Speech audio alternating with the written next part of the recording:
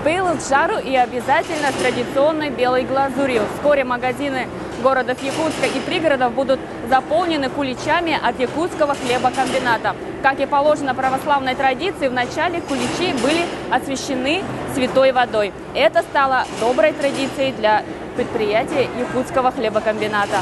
Устоявшаяся и, скажу, добрая и хорошая традиция.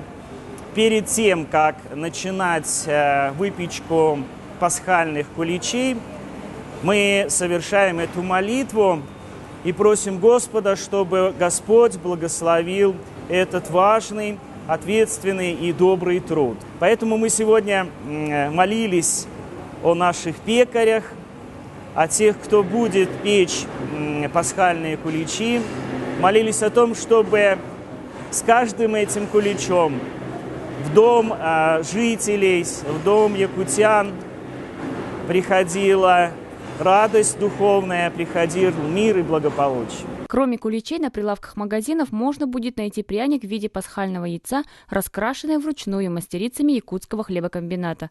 По словам первого заместителя генерального директора Ирины Коба, цены на куличи в этом году поднялись ввиду повышения закупочной стоимости сырьевой базы.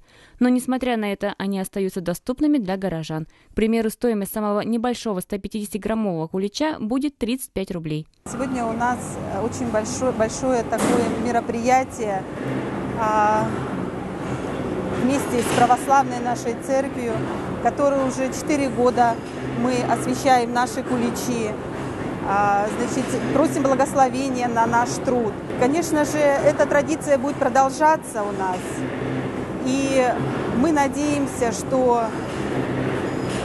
мы это все делаем не зря, мы это все делаем для наших горожан. К празднику Светлого Воскресения кондитер предприятия испекут более 20 тонн куличей различного веса, от 150 до 550 граммовых. Эти освященные куличи по праву красят столы жителей не только города Якутска, но и ближайших районов республики. Надежда Ефимова, Николай Необутов, Иван Тайтонов, ЕСЯ.